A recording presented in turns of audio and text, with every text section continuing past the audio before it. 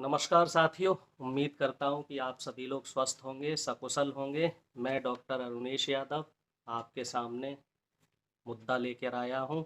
हम कह सकते हैं कि मुद्दा बड़ा हॉट है और बाकी तो आपको पता ही है, सब डॉट डॉट है। जी चर्चाएं चल रही हैं, बातों को ज़्यादा लंबा नहीं खींचेंगे, सीधे मुद्दे की बात करते हैं क्योंकि मुद्दा बड़ा हॉट है। चर्चाएं ये चल रही हैं कि यूक्रेन के ऊपर जो रूस ने हमला किया है, तो अब उसमें आगे क्या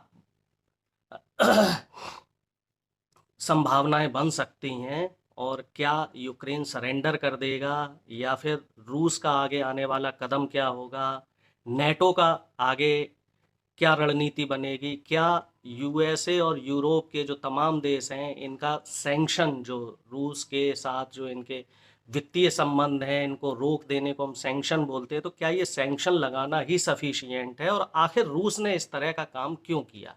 तो इन चीज़ों को थोड़ा सा विस्तार से समझेंगे और साथ ही हम ये जानेंगे कि हमारे देश का इस यूक्रेन और रूस के आपसी झगड़े में, या फिर हम ये कह लें कि ये एक बड़ी आहट है, एक जो विश्व का जो मानचित्र है या विश्व की जो अलग अलग देशों की जो हलचलें हैं वो सब बदल रही हैं। तो इन सब तमाम मुद्दों पे बात करेंगे। रूस चाइना संबंध पे बात करेंगे, भारत चाइना भारत रूस संबंध पे बात करेंगे, भारत अमेरिका संबंध पे बात करेंगे। तो मुद्दे शुरू करते हैं। पिछले 4 दिन से जो नाटकीय घटनाक्रम चल रहे हैं, हालात बहुत चिंताजनक बने हुए हैं। जहां पे भारतीय दूतावास की जो यूक्रेन में भारतीय दूतावास है, वहां पे भारतीय दूतावास की तरफ से जो उदासीनता देखने में आई, कुछ न्यूज चैनल की माने, जो गोदी मीडिया के चैनल हैं उनकी माने, तो बच्चों को सकुशल पोलैंड बॉर्डर पर और जो आसपास के बॉर्डर है तो वहां पर पहुंचाने की तैयारी की जा रही है। रूस ने ये बोल दिया है कि अगर बसेस पे हमारे देश के झंडे लगे होंगे तो उन बसेस पे अटैक नहीं किया जाएगा।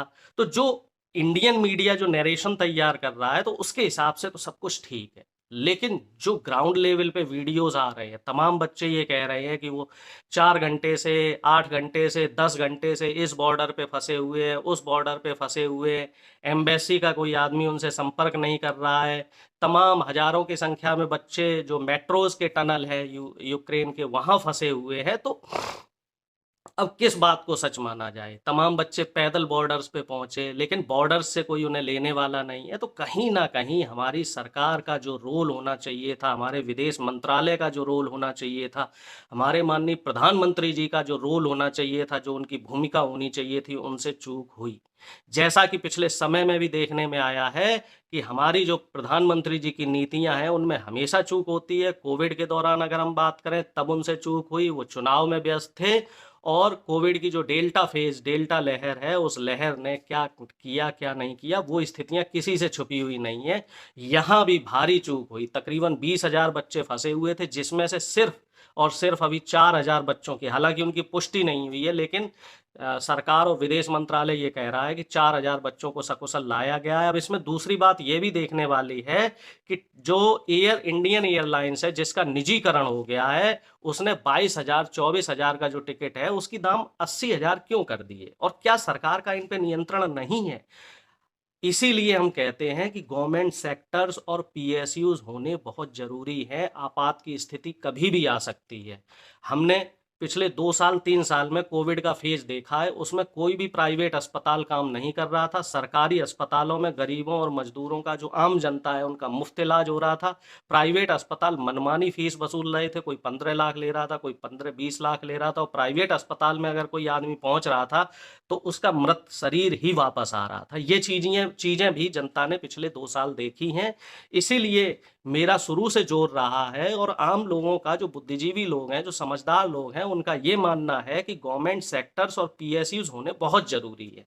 अब जैसे इस समय वैश्विक हालात बदल रहे हैं साहब, तो वैश्विक हालात बदलने से क्या हो रहा है कि जो कोविड से पहले की स्थितियां अलग थीं और कोविड त्रासदी के बाद की स्थितियां अलग हैं। जो शक्तिशाली देश हैं वो और शक्तिशाली हो रहे हैं, जो गरीब देश हैं वो और गरीब हो गए हैं।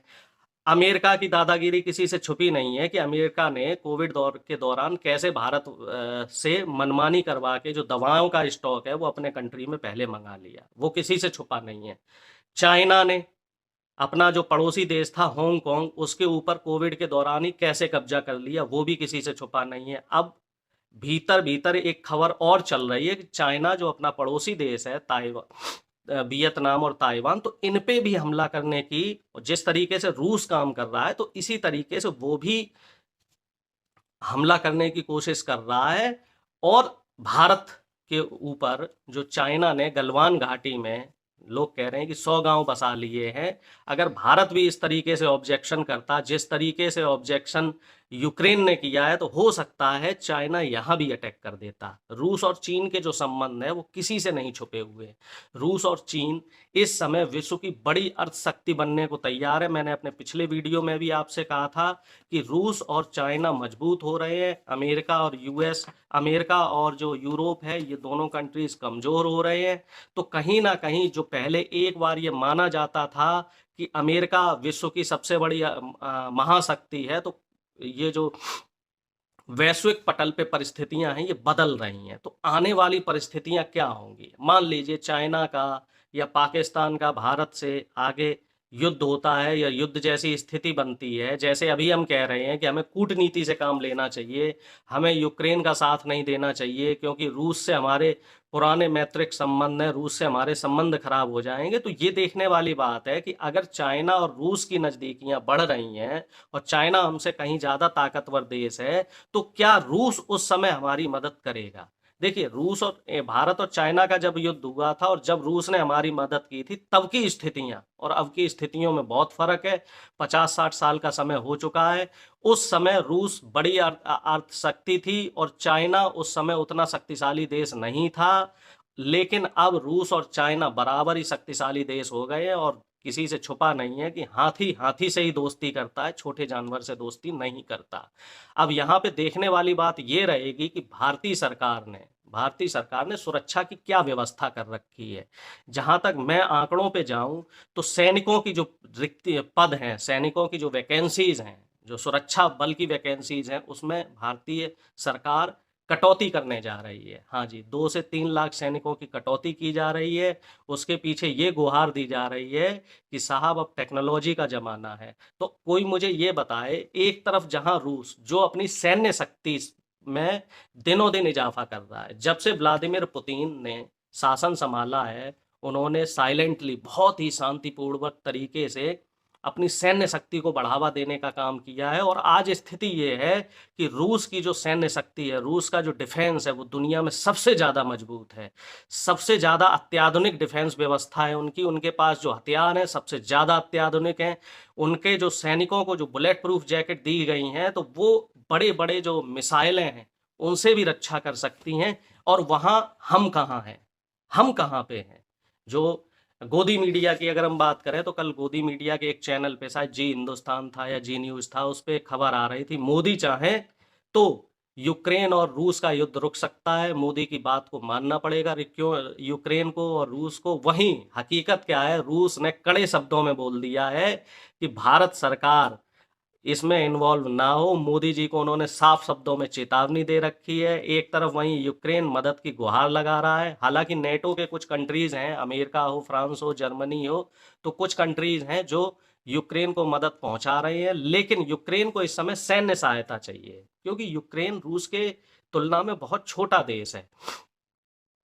अब अमेरिका इसमें सीधे से इन्वॉल्व नहीं हो सकता है क्योंकि अमेरिका ने जो ईरान में और अफगानिस्तान में जो मनमानी की है, जिस पे तमाम विश्व के जो तमाम देश थे वो दबी आवाज में अमेरिका का विरोध करते रहे, हालांकि वो उसका खुल के विरोध नहीं कर पाए।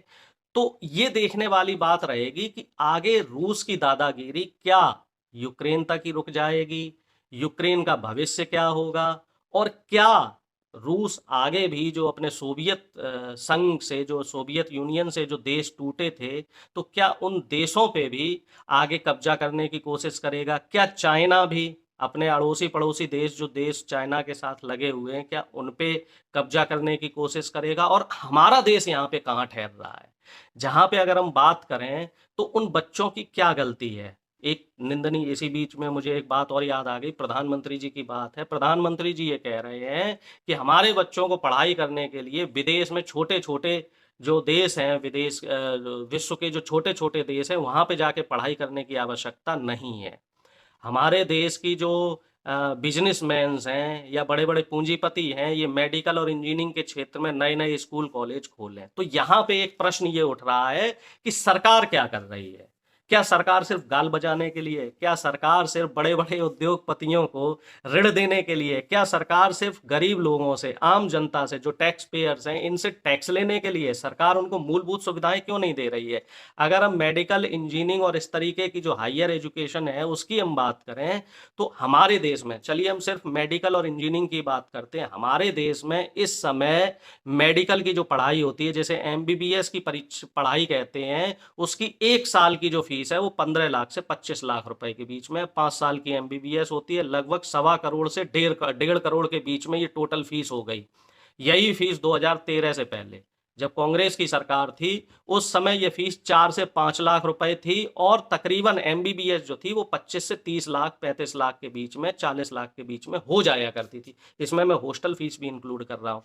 इस समय जो एमबीबीएस है वो 1.25 करोड़ से 1.5 करोड़ के बीच में होती है। अब अगर हम यूक्रेन की बात करें, तो यूक्रेन में जो इस समय एमबीबीएस हो रही है वो 5 साल की फीस, हॉस्टल की फीस और आने जाने का जो टिकट का किराया है वो सारा मिला के आपकी 30 लाख रुपए में हो रही है। तो एक लोअर मिडिल क्लास का जो बच्चा है वो इतनी ही फीस अफोर्ड कर पाता है, हर साल वो 4-5 लाख रुपए तक ही अफोर्ड कर पाता है।